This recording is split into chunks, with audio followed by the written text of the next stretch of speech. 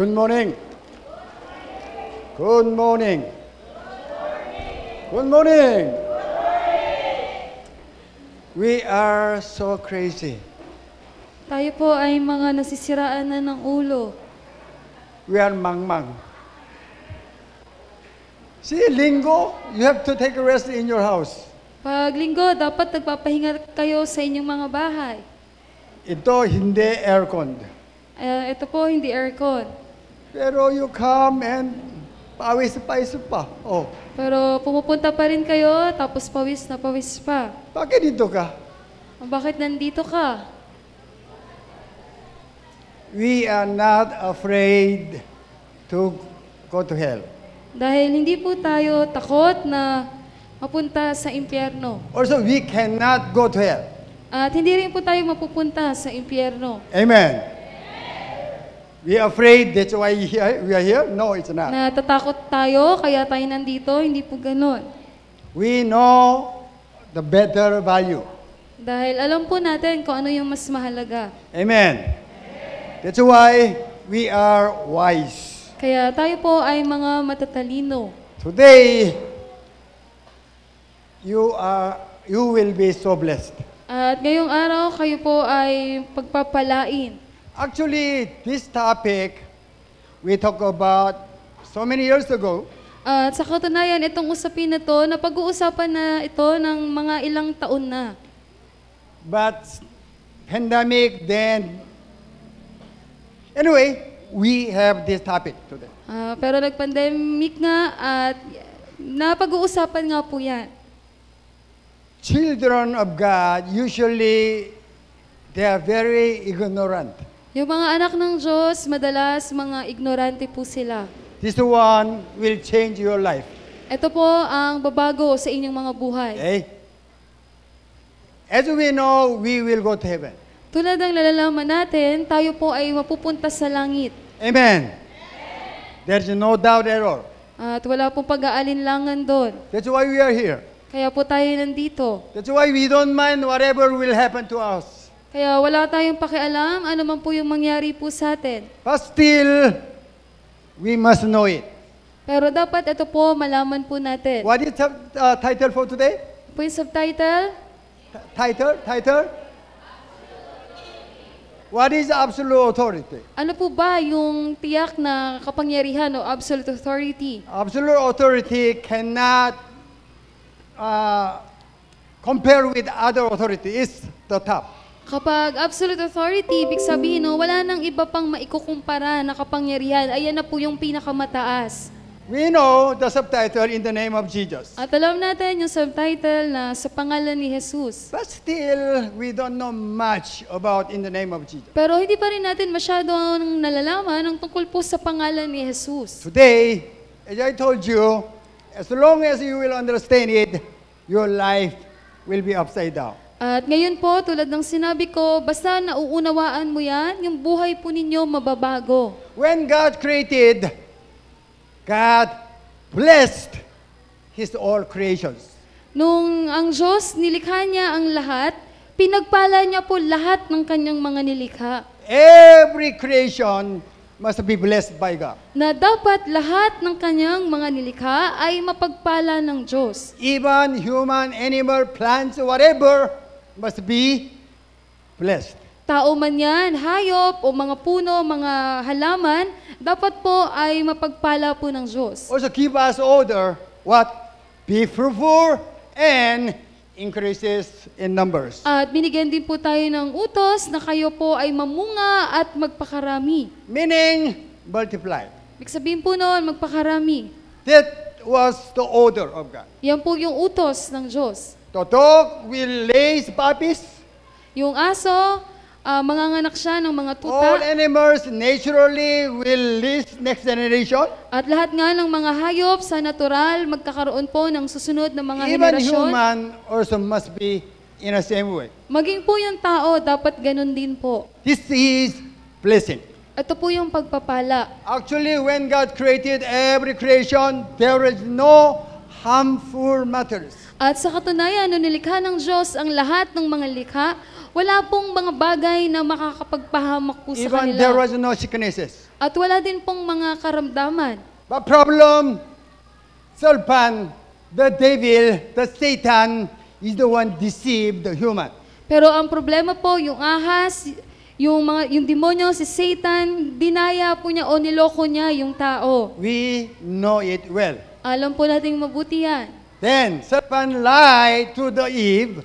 At yung ahas nga po, nagsinungaling siya kay Eva, You will certainly not die, even though you will eat the tree of knowing good and evil. na hindi ka mamamatay kahit pakainin mo yung bunga na nakakaalam ng mabuti at masama. But God told them, don't eat. If you will eat, you will die. Pero ang Diyos, sinabi sa kanila, huwag ninyong kakainin dahil kung kakainin ninyo, tiyak na kayo ay mamamatay.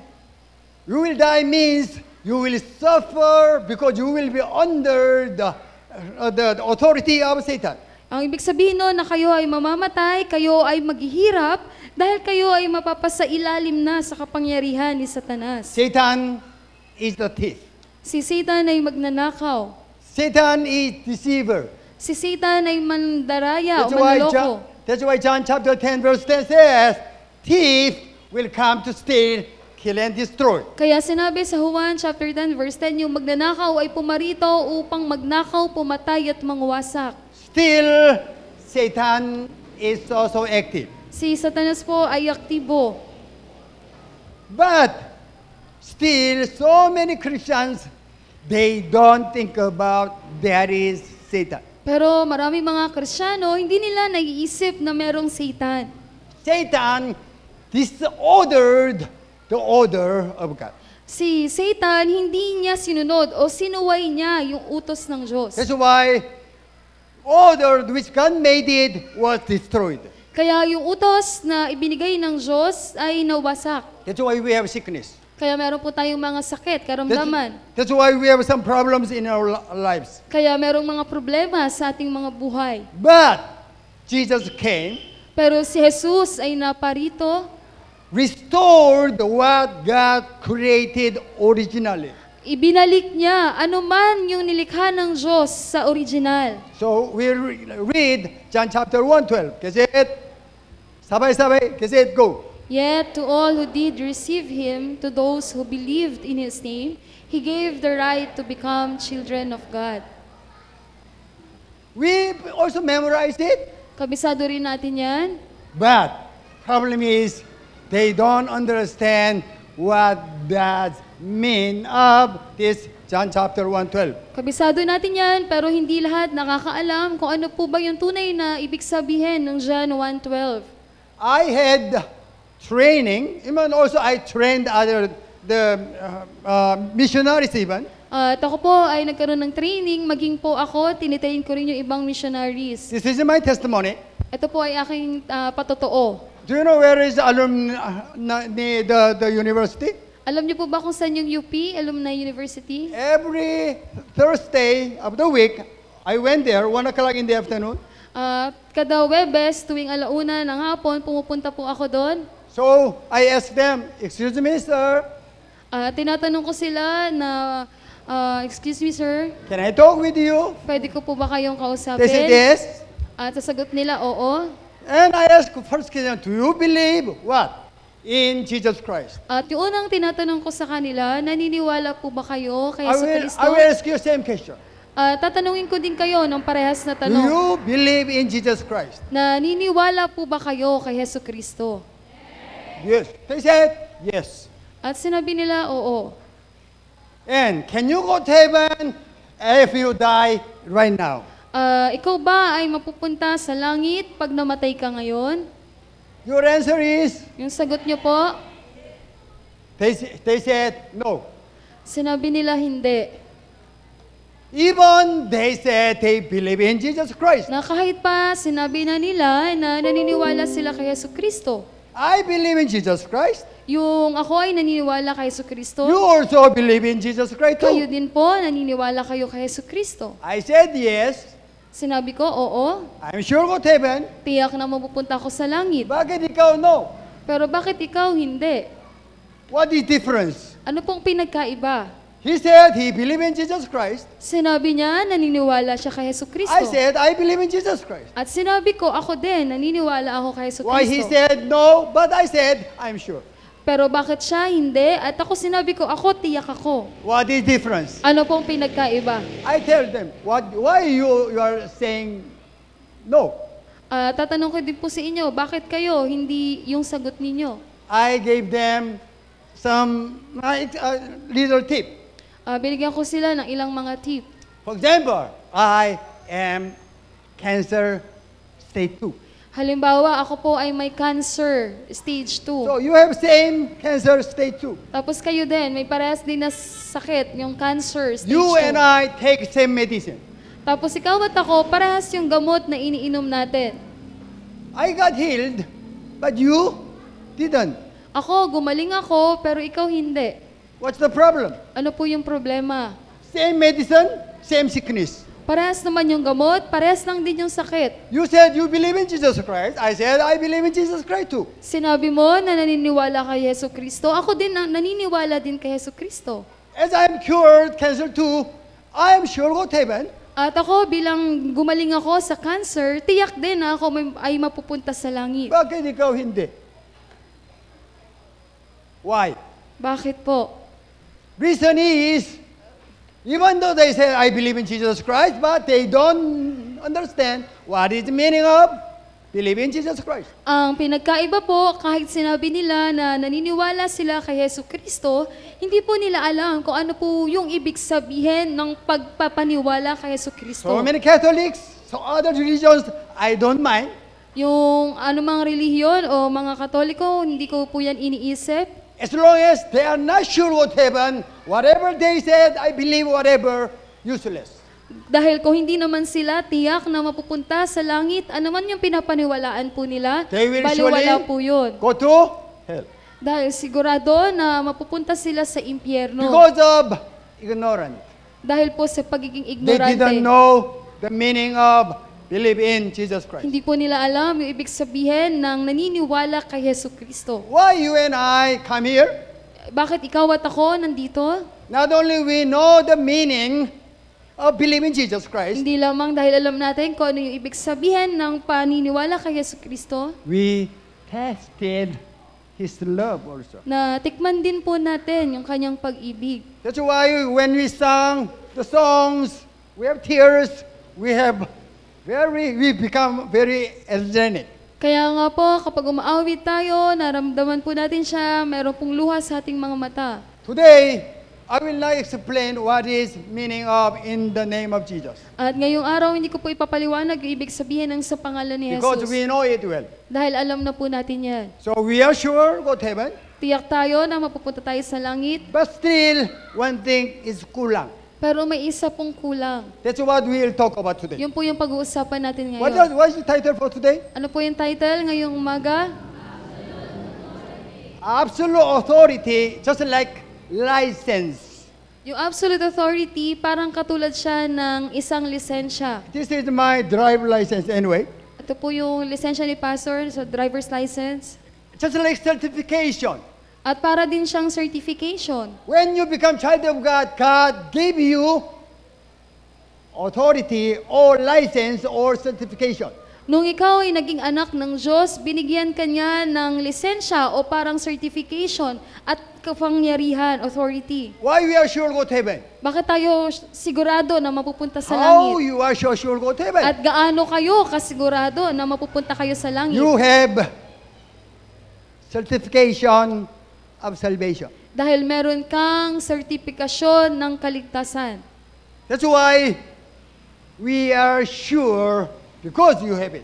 Kaya nga tayo ay nakatitiyak kasi meron po tayo niyan. God gave us authority, license. Ang Diyos, binigyan tayo ng kapangyarihan, ng lisensya. The one who qualified, then authority will issue the authority. Sila na naging karapat-dapat na bigyan po sila ng lisensya o ng kapangyarihan. There are so many people here don't want to drive even motor or car, whatever. Maraming pong tao dito na nagmamaneho ng sasakyan o kaya motor. You don't like crocodile here. Ayaw niyo po ng mga buwaya dito. What is crocodile? Ano yung buwaya? Ha? MMDA. Yung mga MMDA. Tago o huli ka? Oh. Nakatago, tapos biglang uhulihin ka. Pilipino ka ba? Bakit hindi alam? Ako Koreano, alam din. Oh. Anyway, when I saw them, hindi maganda itsura. Kapag nakikita ko sila, hindi maganda yung itsura. Even as long as they have license as MMDA, they can control the traffic. Pero basta may lisensya sila, bilang sila ay mga MMDA, pwede nilang i-control yung traffic. So today, we'll talk about absolute authority. At ngayong araw, pag-uusapan natin tungkol sa absolute authority. This AA, absolute authority, cannot compete each other. At itong absolute authority, hindi yan pwedeng ikumpara sa iba. So we'll read it. Kasi go. And these signs will accompany those who believe. Sign is when you use authority, it's effection. Sign is effection when you use authority. Yung senyales, ibig sabihin yan, kapag ginamit mo yung kapangyarihan, yung authority mo, ito yung makikita, ito yung mangyayari. Okay? Those who what? Believe. Sila na ano po, na mga naniniwala. These signs will accompany pastors, Etong mga senyalis na to ay mapapakanino lang, sa mga pastor lang po ba? leaders. O mga leaders? Who? Sino po? As long as you are child of God, automatically God will issue authority. Basta ikaw ay naging isang anak na ng Diyos, agad-agad, bibigyan ka niya ng authority, ng kapangyarihan. Church, they don't teach this matter so well. Yung sa ibang mga simbahan, hindi nila po masyadong naituturo ito. Anyway, without power, the high power will reign over them. Dahil kung walang kapangyarihan, yung mas mataas na kapangyarihan sa kanila, pamumunuan lang sila. That's why God gave us His full authority to His children. Kaya nga po ang Diyos, ibinigay niya sa atin yung kanyang buong kapangyarihan sa kanyang mga anak. Here, believers, we read it 15 and 16. Kasi go. He said to them, "Go into all the world." Sandali. Those who has mouth have to read it. Okay, kasi go. He said to them, "Go into all the world and preach the gospel to all creation. Whoever believes and is baptized will be saved, but whoever does not believe will be condemned. And these signs will accompany those who believe." There are two options. If you believe Jesus Christ, you will be saved. Dalawa po yung pwedeng options. Una, kapag ikaw ay naniniwala kay Yesu Kristo, ikaw ay maliligtas. If they will not, they are condemned. Dahil kung hindi po, sila po ay makukondena. Meaning, they will be sinners. Ibig sabihin po, mananatili silang makasalanan. They will go to hell. At mapupunta sila sa impyerno. So, then 17 says, whoever believes in Jesus Christ will have authority, they will use it, and signs and wonders will follow. At sinabi dun sa verse 17, sino man na naniniwala kay Yesu Kristo ay magkakaroon ng authority, ng kapangyarihan, at sila ay makagagawa ng mga himala at mga sinyales. Today, I am supposed to preach other topic. At ngayong araw, dapat po ibang usapin yung ibabahagi ko. We are on the series of Coming to the Room. Tayo po ay nasa serye ng Coming to the Room. Right? Last week, we thought about what is the room. Nung nakaraang linggo, napag-usapan natin kung ano yung silid. I already prepared that sermon. At nakahanda na po yung mensahe po na yon. Today is special topic for all of us. Special po yung usapin para po sa ating Okay. lahat. So, if you accept Jesus Christ, you become child of God. Kapag tinanggap mo si Yesu Kristo, ikaw ay magiging anak ng Diyos. You must know you have license of authority. Kailangan mong malaman na meron kang lisensya ng authority o kapangyarihan. Let me know how many of you have it. Tatanungin ko po sa inyo, ilan sa inyo yung meron po nito? Why don't you have it? Bakit wala po kayo? Because you didn't study. Dahil hindi po kayo nag-aral. You didn't know there was. Hindi nyo alam na meron palang ganun. Also, you didn't know that is yours. At hindi mo rin alam na sa'yo yun. Now you know all children of God has it. At ngayon, alam mo na lahat ng anak ng Diyos meron po niyan. We will talk about effections and authority. At pag-uusapan natin, ano ba yung epekto ng kapangyarihan na yun? It proves you are genuine child of God. At yun po ang magpapatunay na ikaw nga po ay tunay na anak ng Diyos. How can I prove I am child of God? Paano ko mapapatunayan na anak ako ng Diyos? When I use authority, then there is effection of authority. I prove myself I am child of God. Na pag ginamit ko yung aking kapangyarihan at mayroong epekto yung paggamit ko ng kapangyarihan na yon, pinapatunayan ko na tunay akong anak ng Diyos. Amen.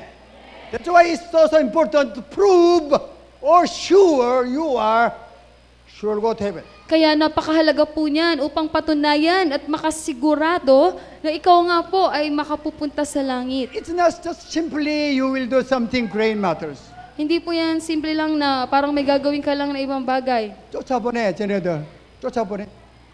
We read it, kasi go. In my name, they will drive out demons. If you can drive out demons, you prove you are child of God. Kung kaya mo magpalayas ng mga demonyo, pinapatunayan mo na ikaw ay anak ng Diyos. It happens several times in the church. Nangyari na po yan ng maraming beses dito po sa ating simbahan. There are some witnesses here still. Mayroon po mga nakakita na nandito pa rin ngayon. Even not me, but the youth also, they prove they have that authority. At hindi lang ako, kundi ibang mga youth na patunayan nila may ganun din silang kapangyarihan. Okay? Then, other proof. At iba pa pong patunay. We read it, kasi go. They will speak in new tongues. That's why, after you got the speaking tongues, after you baptized in Holy Spirit, At pagkatapos nga ninyo mabautismohan sa banal na Espiritu, magkakaroon ka ng speaking tongues. it's so important that you are child of God. At mahalaga po yan para sa iyong pagiging anak ng Diyos. People might ask, how can you prove you are child of God? Sasabihin ng mga tao, paano mo mapapatunayan na anak ka nga ng Diyos? Then, you speaking tongues to them. At pagsalitaan niyo po sila ng speaking tongues. Why? Bible says that is the seal of ownership of God. Bakit po? Dahil sinabi ng Biblia na yun po yung selyo ng pagmamayari ng Diyos po sa iyo. That's why they cannot, but only children of God will have it. Kaya hindi po nila kaya yun o hindi sila magkakaroon nun. Tangi ang anak lang ng Diyos. As long as you have one of them, you prove yourself you are genuine child of God. At basta meron ka na kahit isa dyan, napapatunayan mo na ikaw nga po ay tunay na anak ng Diyos. Okay. Pick the snakes with their hands. Hahawakan lang nila yung mga ahas gamit ang kanilang kamay. It happened to the Apostle Paul. Nangyari po yan kay Apostol Pablo. He picked up the poison, the snake. Hinawakan niya, kinuha niya yung ahas na may lason, He was bitten. na kagat po siya. Then the Mangyan, the old tribe, they saw, Apostle Paul will die. At yung mga nakakita na isang tribo na yon, naisip nila, mamamatay si Apostol Pablo. Apostle Paul just removed the snake and put the snake on the fire. Ang ginawa lang ni Apostol Pablo, pagkatapos niyang tuklawin, kinuha lang niya yung ahas at nilagay niya dun sa apoy. Nothing happened to him. Walang nangyari sa kanya. That's why the Mangyan bowed down to him, respected him as God. At kaya nga yung tribo na yon, lumuhod sa kanya, nirespeto siya bilang isang Diyos. So, it happened not to only Jesus Christ. At nangyari po yun, hindi lamang po kay Yesu Cristo. Even deadly poison or python or drink whatever, nothing will happen. At kahit pa yung mga nakamamatay na lason, kahit inumin mo yon, walang mangyayari sa'yo. This one actually we used to practice. At ito po, madalas po natin itong ginagawa. We'll read it. Kasi it go. They will place their hands on sick people and they will get well. Is the pastor alone? Pastor lang po ba yung makagagawa? Bishop alone? O mga bishop? Yes or no? No. Or leaders alone? Leaders lang po ba? Or children of God? Lahat po ng mga anak ng Diyos. As long as you are sure you're a child of God, you must practice it. At basta ikaw, sigurado ka na anak ng Diyos, dapat gawin mo po yan. Don't need to ask pastor pray for you. Hindi mo na kailangan panghingiin kay pastor na ipag-pray ka niya. Amen. Even you are sure you accepted Jesus Christ, you have that authority. Basta ikaw ay sigurado at tinanggap mo na si Hesus Kristo, meron kang ganyang kapangyarihan. What is certification? Ayan po ang certification. Where is the certification? Nasaan po yung certification nyo? The Bible. Yung Biblia. The law book of God. Yung aklat ng Diyos. Amen. Nobody can change it. Walang sino man ang pwedeng magbago po niyan. Amen. That's why no need to ask a pastor, my son or daughter, whoever sick. That's why you need to pray for them. Kaya hindi na po kailangan hingin sa akin na pastor, yung anak ko o yung anak ko lalaki may sakit, panalangin nyo nga po. That's actually the Catholic priest. I don't want to talk about it anyway. So we, children of God, have it. At tayo nga, ng mga anak ng Diyos, meron po tayo niyan. Church didn't teach it well. Yung mga simbahan, hindi po masyadong naituturo yan. That's why you are the one have to place on you by yourself and pray.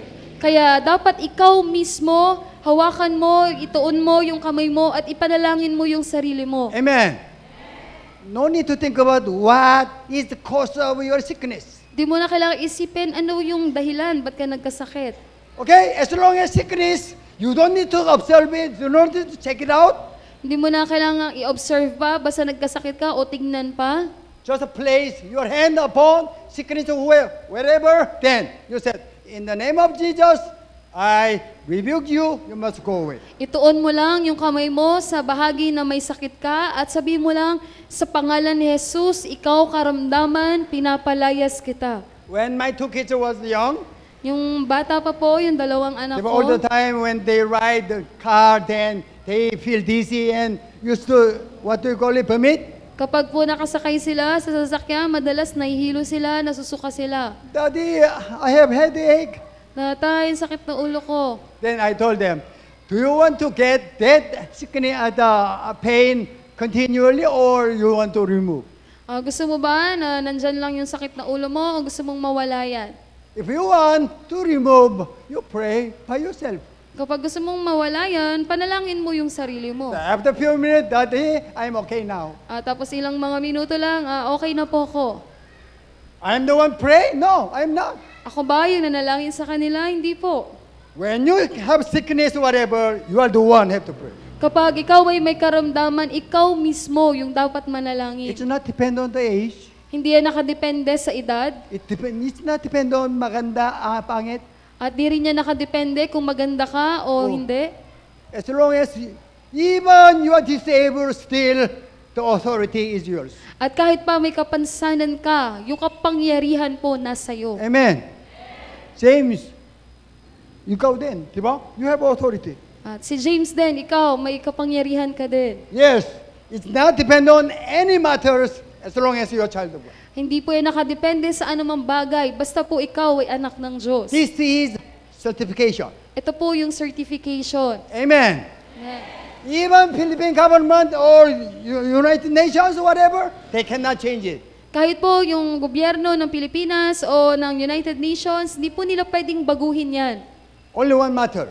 Isang bagay lang po. You believe this is yours.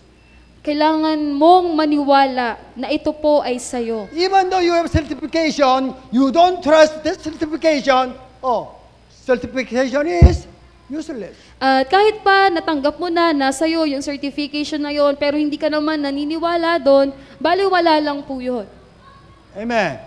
That's why you are the one Kaya ikaw po mismo, When you believe in Jesus Christ, you will become child of God. na kapag ikaw ay naniwala kay Jesucristo, ikaw ay magiging anak ng Diyos. Then, automatically, God will give you this absolute authority. At agad-agad, ibibigay sa iyo ng Diyos yung kanyang absolute authority. Let me pause for a while. Titigil lang po muna ako saglit. We used to pray, Father, heal my daughter or son, whatever. Madalas pinapanalangin natin, Ama, pagalingin mo po yung anak ko. That's wrong prayer. Maling panalangin po yun. That's wrong prayer. Maling panalangin po yun. Why is it wrong? Bakit po yun mali? Think about how many Christians they pray in that way. Sipin niyo po, ilang mga Kristiyano na ganun sila manalangin. We are the one who have authority. Why we ask God? Tayo na yung may kapangyarihan, bakit pa natin hihingiin sa Diyos?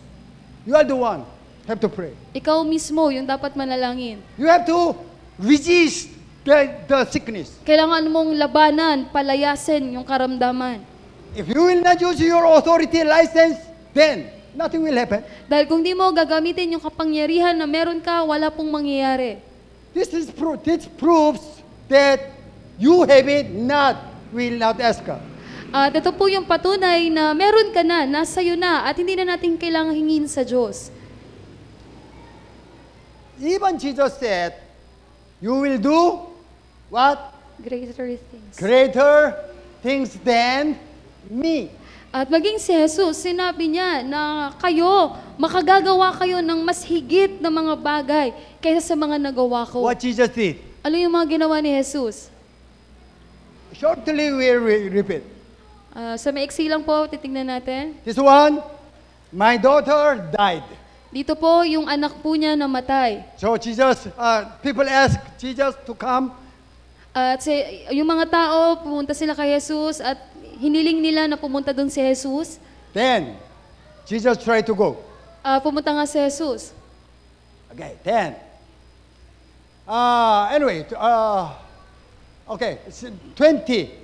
20 and 21. We'll read it. Kasi go. Just then, a woman who had been subject to bleeding for 12 years came up behind him and touched the edge of his cloak. She said to herself, if I only touch his cloak, I will be healed. Because that time Jesus didn't die, that's why there was no Christians. Nung panahon na yan, hindi pa naman namamatay si Jesus, kaya wala pang mga tinatawag na Kristiyano. Jesus is alone will do the works of God. Kaya si Jesus lang muna yung makagagawa nung gawain ng Diyos. Then 12 years bleeding. 12 taon na nagdurugo siya. Men cannot understand it. Yung mga lalaki hindi nila maiintindihan yan. But girls, you understand it. Pero yung mga babae, naiintindihan nyo yan. Monthly period, bleeding continually for 12 years. Yung dapat nakadabuan lang na dalaw, yun po, walang tigil sa loob ng 12 taon. She thought, if I touch only, I will be healed. At sinabi niya, naisip niya na kahit mahawakan ko lang yung laylayan ng damit ni Jesus, gagaling na ako. Then, she did it. At ginawa nga po niya. Then, bleeding for 12 years was healed by faith. Yung kanyang karamdaman na pagdurugo sa loob ng 12 taon, gumaling dahil sa kanyang pananampalataya. If you have faith, what you have, the license is genuine and yours, then it affects for everything. At basta po ikaw ay may pananampalataya, na ikaw ay may lisensya, meron kang kapangyarihan, yun po ay epekto po sa'yo. If you don't believe, nothing will happen. Dahil kung hindi ka naman maniniwala, wala pong mangyayari. Then, Jesus come to that daughter. At si Jesus pumunta siya sa that water. 24 said, Jesus said, a daughter is not died, but sleeping. At sa verse 24, sinabi ni Jesus, hindi naman patay yung anak mo, natutulog lang But siya. people laugh at him. Pero yung mga tao, pinagtawanan lang siya. Oh, Jesus doesn't know. She died already, but sleeping? Hindi. Hindi alam ni Jesus. Sabi niya, natutulog lang. Hindi, patay na yun. But Jesus make her alive. Pero si Jesus, binuhay siya. What Jesus said, even saying, Ano po yung sinabi ni Jesus? What? Ano po yun? What? They will, Jesus make dead alive, then we can do greater matters. Kung Amen. si Jesus, bumuhay siya ng patay, sinabi niya sa atin na mas higit pa doon yung kaya nating gawin. Do you have a license? Meron po ba kayong lisensya? Amen. You must have it. If not, you will be loser, though you are child of God. Dapat po meron kayo. Dahil kung hindi, kayo po ay magiging isang talunan kahit pa kayo ay anak na ng Diyos. Who can look down at you? Sino po yung pwedeng magbaba ng tingin sa inyo? Nobody. Who can against you? Wala po ni sino man. Sino ang maaaring makalaban po sa inyo? Nobody. As long as you are sure you have faith about your license. Wala ni sino man. Basta po ikaw ay sigurado at may pananampalataya na meron ka pong lisensya. That's why faith is first. Kaya una ang pananampalataya. If you don't have it, you are loser. Even you are child of God. At kung wala ka niyan, ikaw po ay talunan kahit pa ikaw ay anak na ng Diyos. That's what Jesus did. Yan po yung ginawa ni Jesus. Jesus make died girl alive. Si Jesus, binuhay niya yung isang batang babae na patay na. Amen. Jesus did, we can do. Si Jesus, nagawa niya, tayo din naman. Not we can do, but we must do. Hindi yung dahil kaya natin gawin, kundi dapat po natin gawin. Not me, but my other parts in my training course of discipleship training. Hindi po ako, pero yung iba kong kabatch dun sa discipleship training, Leader brought this disciple member to the, what do you call it, the hospital. yung isang leader, dinala niya yung mga discipleship trainees niya dun sa isang ospital. About people die, then they put in a ref for some day. Na sa isang ospital, pag may namatay na, nilalagay muna nila sa freezer. Then body become frozen. At yung katawan, titigas na doon. Leader asked them to pray for the frozen death. At yung leader nila, sinabihan sila, panalangin nyo yung bangkay. Bible says, even you will do great matter than Jesus, you must make dead alive. Sinabi sa Biblia na kaya nyong gawin mas higit pa sa ginawa ni Jesus. Buhayin ninyo yung patay.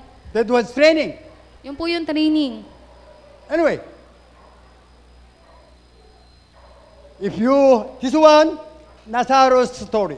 At ito po, kwento po ni Lazarus. Lazarus died. Namatay si Lazarus. Then, even the body of Lazarus blocked and, what do you call it? Baho. At yung katawan ni Lazarus, nabubulok na, mabaho na. How many of you smelled the block na daga?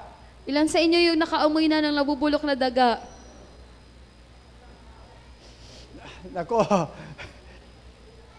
Imagine, still, Jesus said, Lazarus, come out!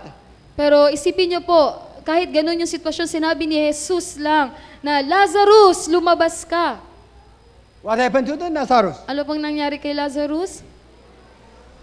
Which one is easier? You make dead alive or something your diseases will be healed. Alin po yung mas madali? Yung bumuhay ng isang patay o pagalingin po yung karamdaman ninyo? Which one is easier? Ano po yung mas madali? In our church, who is that? April, your name? Joanne. Huh? Joanne. Sa simbahan po natin, si Ate Joanne. After marriage, she had no child, pregnant. Pagkatapos nilang magpakasal, hindi po siya magkaroon ng anak. So she attended the EGF. At umattend siya ng EGF. I'm the one. I felt so strong desire of her having a baby. Naramdaman ko lang po na may gusto siya na magkaroon siya ng anak. So I went there. At pumunta po ako sa kanya. So I let her put her hand upon the womb. At yung kamay niya, inilagay ko dun sa tiyan niya. I'm the one cover her hand. Tapos pinatong ko po yung kamay ko sa kamay niya. I prayed. Pinanalangin ko po siya. Because of my license. Dahil sa lisensya ko. Then after 3 weeks, she called me, there was something. At makalipas yung 3 linggo, tinawagan niya ako, sinabihan niya na anyway, we have dedication of child here. At dinedicate nga po yung anak niya dito. Me alone? Only me? No, you also. Ako lang ba? Yung may kapangyarihan? Hindi po, kayo din po. You have same license. Meron kayong parehas na lisensya. If something will happen that disorder of God, there is Satan. Kapag meron pong nangyari na hindi maganda sa inutos ng Diyos, ibig sabihin si Satan po yun. As long as you become, what do you call it? Pregnancy? Huh? What is English? I don't know. Pregnant? Pregnant. Yeah, you. Conceive. At basta po, nabuntis na po kayo. What God said? Ano po yung sinabi ng Diyos? What God said? Ano po yung sinabi ng Diyos? What was the order of God? Ano po yung utos ng Diyos? Be fruitful. Be fruitful. Mamunga. Meaning, the baby will grow well and safely delivered and grow well also. Na yung ibig sabihin nun, dapat mabuntis ng tama, mabuo yung baby at mailabas ng mabuti, ng maayos yung baby at lumaki ng maayos yung baby. Something happened, there is Satan. Kapag may hindi magandang nangyari, ibig sabihin si Satan po yun. It's good time to use your license. At ito na po yung oras para gamitin mo yung lisensya mo. You can prove what you have. Kailangan mong mapatunayan kung ano yung meron ka. Now we know, as long as there is disorder of God, okay?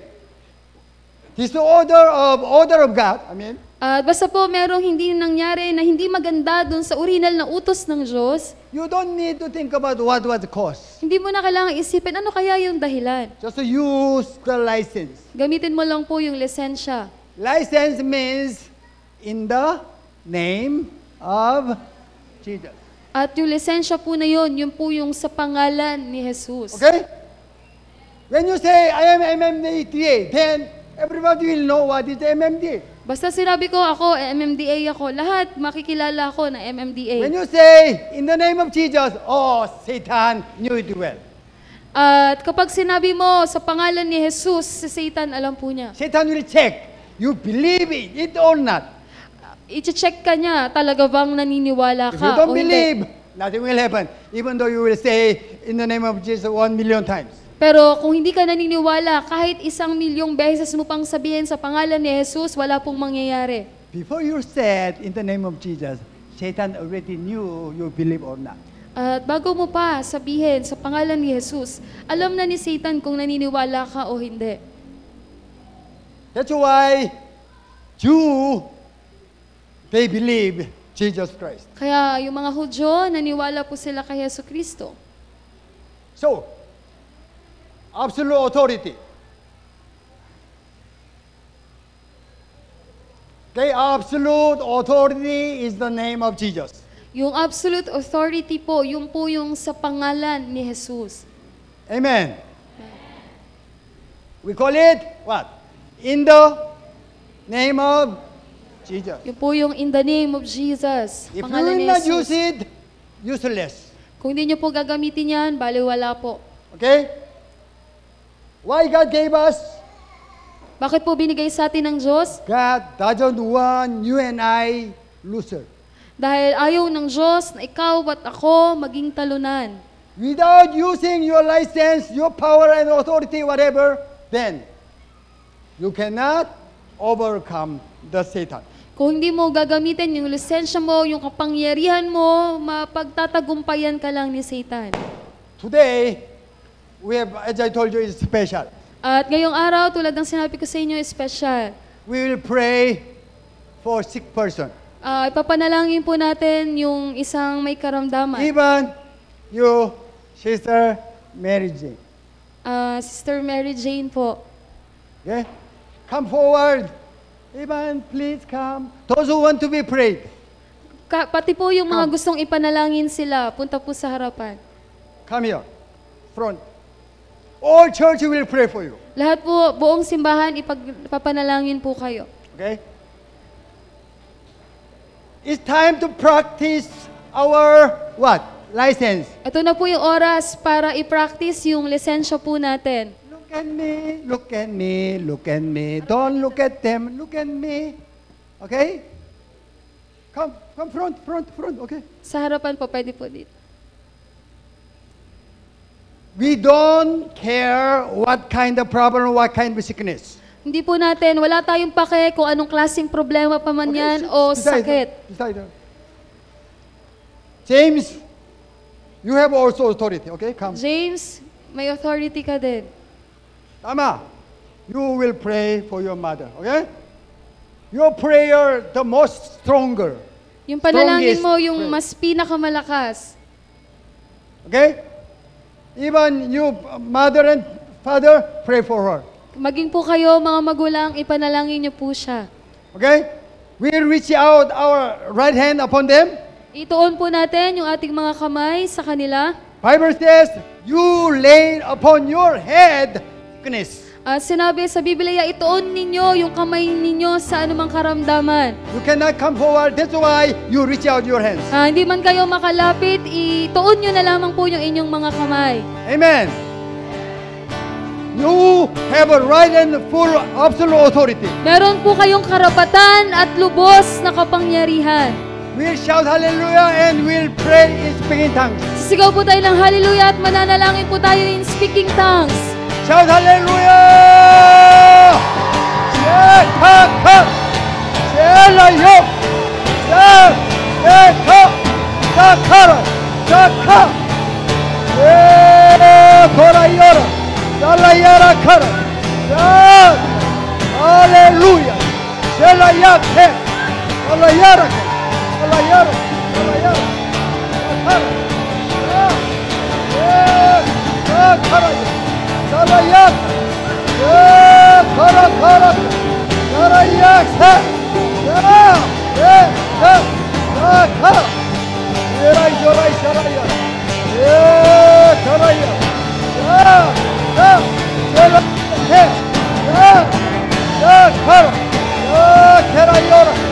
Shorayora! Shorayora yora!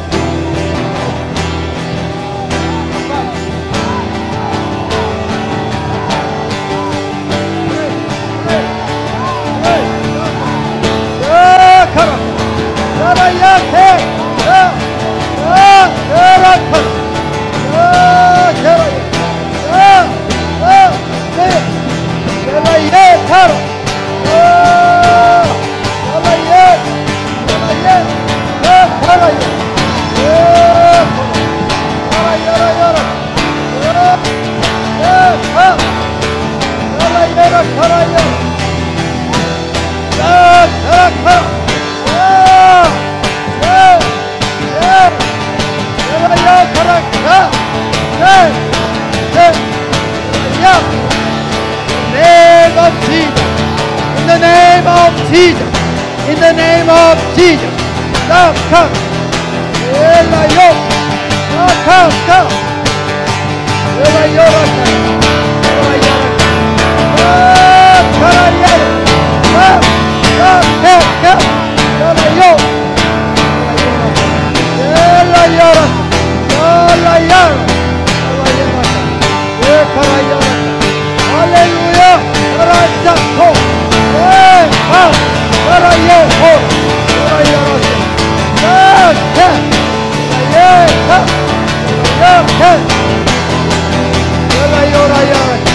Hallelujah, hallelujah, hallelujah, hallelujah.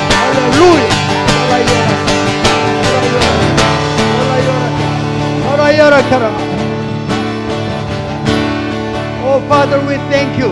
Ama, salamat po. Because you gave us absolute authority. Dahil binigyan mo kami ng kapangyarihan. Because you accepted us your own children. At tinanggap mo kami bilang iyong anak. You have authority. Meron kang kapangyarihan. That's why we will use authority. Kaya naman gagamitin namin yung kapangyarihan ko na to yun. destroy the works of devil. Para wasakin ang gawa ni Satan. To show who is our God. para ipakita kung sino ang aming Diyos. Once again, we proclaim. Minsan pa aming ipinoproklama. Sabi mo, in the name of Jesus. Sinabi mo na sa pangalan ni Jesus. Sumigaw, pangalan ni Jesus. Sigaw po tayo, in the name of Jesus. In the name of Jesus. Isa pa. In the name of Jesus. In the name of Jesus. In the name of Jesus. In the name of Jesus. In the name of Jesus. Yes, kara. Yes. In the name of Jesus. Yes. Sa pangalan. Yes. In the name of Jesus. Oh, Father, we thank you once again. Ama, salamat po minsan pa.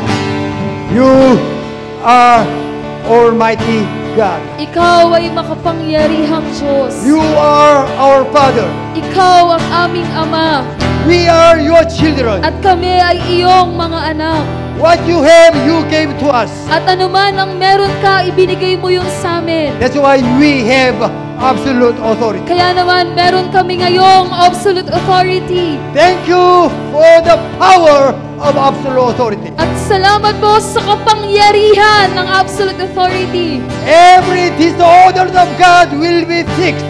At lahat ng walang kaayusan ay maaayos. Every work of the devil will be destroyed. At lahat ng gawa ng kaaway ay mawawasak. In the name of Jesus. Sa pangalan ni Jesus. In the name of Jesus. Sa pangalan ni Jesus. We proclaim victory. Pinoproklama namin ang katagumpayan. Oh, Father, we thank you. May the grace of Jesus Christ, our Lord and Savior, the one who performed the miracles and wonders, then you said you will do more great matters. Beloved Father, still you love us. Nobody can separate us from your love. We are secured by your love. The fellowship of Holy Spirit, the one who will empower us to destroy the works of devil, be with you from now on ever and ever. That's why all children of God will agree and say, Amen, and Amen, and Amen. Hallelujah, Hallelujah.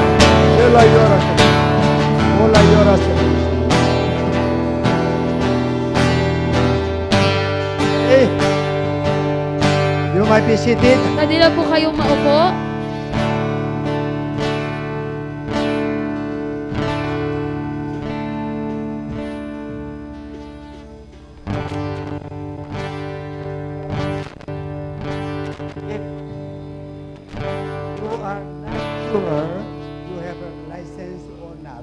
Kung hindi po kayo sigurado kung may lisensya po kayo o wala, you have to study. kailangan nyo pong mag-aral. First, you have to be sure about heaven. Una, kailangan po na makasigurado ka muna na sa langit ka That is the mapupunta. first. Yun po yung una. What Bible says, even though you will gain whole world, you will lose your soul, there is no benefit for you. Ano po yung sinabi ng Biblia? Kahit pa magkaroon ka ng lahat ng meron dito sa mundo, kung mawawala naman sa'yo, yung Second. kaluluwa mo, ano yung benepisyo na sa'yo? Second, now we know we have a license. Pangalawa po, ngayon alam natin na meron tayong If you are lisensya. not sure, you have to learn it. Kung hindi pa rin kayo sigurado, kailangan ninyong matutunan. Whomever you look for and ask their help to let you understand it. Sino man sa members po, pwede kayong magtanong at humingi ng tulong upang ipaunawa sa inyo. Then, you have to practice your absolute authority. At kailangan po ninyong i-practice yung absolute authority po ninyo. Then, you will know your power will grow and grow and grow. Then, you will know who is God more and more. At nang sa gayon, yung kapangyarihan na meron ka, mas lalago ng mas lalago at mas makikilala mo kung sino po ang Diyos. Amen. Let us give Him applause. Hallelujah. Hallelujah. Hallelujah. Okay, announcement.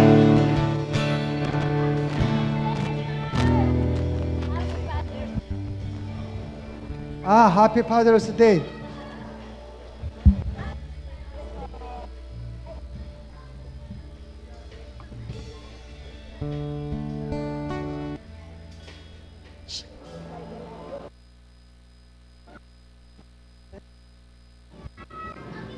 Announcement po.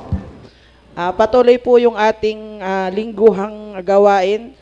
Service po natin, nagsisimula po tayo ng alas 8. So, wag po tayong malate, maaga po tayo. So, yung pangalawang gawain po natin, meron po tayong panalanginan dito, 6:30 po ng umaga. So, inanyayahan ko po ang lahat na dumalo. Ayun nga po, kung nais mong ma-encounter ang Diyos, unang-una pa lang yung dapat mong gawin, manalangin sa umaga. So, meron po tayong pananalangin dito. 6:30 hanggang alas 7 po yun ng umaga. So, 30 minutes lang po yan. So, kung nasa bahay po kayo o nasa trabaho kayo, nasaan man kayo, samahan nyo po kami. Maglaan po kayo ng oras na yon mula 6:30 hanggang alas 7. Samahan mo po ang buong sambahayan ng LLCC na mananalangin. So, Wednesday prayer meeting po tayo, alas 3 po yan. So, Pastor, kung hindi mo naunawaan yung mensahe ngayon, umattend po kayo ng Wednesday, babalikan natin ulit yung mensahe ng linggo. So, ipapaliwanag po natin ulit yan. So, patuloy po yung ating gawain ng LK. So, ngayon na po, pagkatapos po natin, 10:30 po yan. Ganon din naman po, ipadala po natin yung ating mga apo, 13 pababa, yung mga edad na yan, para unang-una po, makakilala na po sila sa Diyos. Maaga pa lang, bata pa lang sila. So, may gawain po din yung ating youth and YA, mamaya po yan, 1:30. So, mga kadalaga at kabinataan naman po yan. So, kung yung bago po na ipadala, inquire lang po kay Kuya Yunsang, saka Kuya Yunso. So, patuloy po kami nagpapasalamat sa 1 dakot na bigas. So, maraming salamat po. So, kung hindi pa po kayo nakapagdala, magdala na po tayo. So, yun lang po. So, yung ating pong EGF, i-announce lang po namin sa sunod na linggo. So, yun lang po. God bless po. See you po next Lord's Day. Okay po. Happy Father's Day po muli. Yung mga YA na may hawak, pakipuntahan lahat ng mga tatay. 7 sila na nandito ngayon. So, once again, pwede po ba natin batiin yung mga tatay po, Happy Father's Day. Kung katabi niyo po sila, sabihan niyo po sila, Happy Father's Day. Okay, thank you po. Mari na po tayong umuwi. Maraming salamat po.